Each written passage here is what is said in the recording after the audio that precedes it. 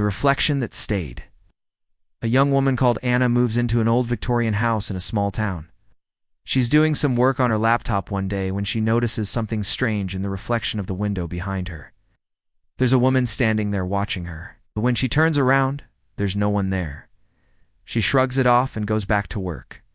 But then the woman in the reflection starts making strange faces at her. And when Anna finally does turn around, she sees the woman standing over her shoulder. But the moment she looks away, she disappears again. Anna begins to feel very uneasy about the situation and decides that she's had enough. She calls her friend Sam to come over and help her figure out what's going on.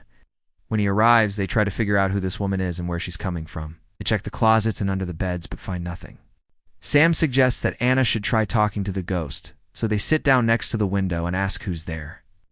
A moment passes and then the woman from the reflection steps out and onto the windowsill. She introduces herself as Hazel and says that she's been living in the house for many years. She also mentions that she was once engaged to be married, but her lover left her and she never left the house after that. Then she disappears again. Sam and Anna decide to do some research on the history of the house and the people who have lived there in the past. They go to the local library and look through old documents and photographs. They learn that the house was built in 1890 and that Hazel was indeed a resident during that time period. She was also engaged to be married, but her lover did leave her and she became very depressed.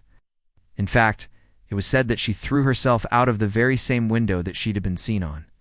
With this new information, Anna now feels even more strongly that she needs to help Hazel move on. She goes to the window and asks her if she'll let her help her find peace so that she can move on. Hazel appears and tells her that she doesn't want to move on. She says that she wants revenge on the man who broke her heart. Anna tries to convince her otherwise, but Hazel disappears before she can get through to her. Anna finds a box of old letters in the attic and brings them home to read. They're love letters that were written to Hazel by her ex-fiancé Thomas. As she reads them, she begins to understand why Hazel is so angry. Thomas clearly wasn't the kind of man you wanted to mess with. He bragged about his wealth and power and told Hazel that he was only with her because he felt sorry for her. He made it clear that he was in no way committed to marrying her, and that he expected her to always be available to him whenever he wanted. It's obvious that Hazel had loved Thomas with all of her heart, but he had only used her. And when he eventually broke off the engagement, she was devastated. Anna finished reading the letters and suddenly felt very sorry for Hazel. She knew that she had to help her somehow. The next day, Anna put on a beautiful white dress and went to the window. This was the same dress that Hazel had been wearing when she was found dead on the windowsill all those years ago. Anna looked into the reflection and saw Hazel standing behind her. She turned around and asked Hazel to let her help her, but Hazel just laughed and disappeared. She reappeared on the windowsill and said, "You think you can help me? You don't know anything about me or what I'm capable of?" Anna felt a chill run down her spine. She realized that Hazel was not the kind of ghost that could be reasoned with. She was a vengeful spirit and she was dangerous. Just then, Sam came into the room and asked what was going on. Anna turned to him and said, "I think we need to get out of here." The two of them ran out of the house as fast as they could. Anna never looked back. She didn't want to see what Hazel was capable of. The next morning, Anna got a call from the police. They told her that someone had broken into her house during the night and destroyed it. Everything had been torn apart, and there was not a single picture or decoration left on the walls. The house was completely destroyed. Sometime later, Anna and Sam met up in town. They decided to get a drink and talk about what had happened. Anna was still shaken by the experience. She couldn't believe that something like that could actually happen. Sam nodded understandingly, knew that Anna had been through a lot, but, "You okay?" asked her. Anna took a deep breath and said, "Yeah, I think so. I just can't believe that. I'm glad I moved out when I did. Who knows what she would have done to me if I'd stayed there any longer?" Sam nodded. He knew what she meant. Sometimes the things that go bump in the night are best left undisturbed. As the two friends talked, the sun began to set. The sky turned a deep shade of blue, and the stars started to twinkle. Anna looked up at the sky and thought about the house. What would become of it now? Would it be torn down, or would it just sit there, abandoned and empty? She didn't know. And to be honest, she didn't really want to find out. They sat in silence for a few moments as they watched the sunset together. Finally, Sam spoke up. So, do you think that, Hazel's gone now?" he asked. Anna shrugged.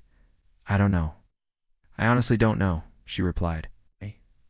Just then, a cold wind swept through the town, and the leaves on the trees rustled. Anna and Sam looked at each other, and then they both started to laugh. It was a nervous laugh, but it was a laugh nonetheless. The two friends got up to leave. They walked down the street. They passed by the old Victorian house. Anna stopped in her tracks. She couldn't help but look at the house. It was dark and empty, and it seemed to be watching them. Suddenly the front door opened, and a figure stepped out onto the porch. It was a woman. She was tall and thin, with long flowing hair. She was wearing a white dress. Anna gasped. It was Hazel. She was looking at them. She stared at them for a long moment, and then she smiled. A cruel, evil smile spread across her face. "Hello," she said in a voice that was like nails on a chalkboard. "I've been waiting for you," Anna screamed and ran. She didn't dare look back. She could hear Hazel's laughter echoing behind her, and it sent shivers down her spine. Hazel stood on the porch and watched them go.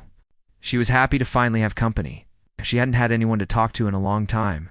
She could hear Anna's screams, and it made her smile even wider. She was going to have so much fun with her new friend. The next morning, Anna woke up in a cold sweat.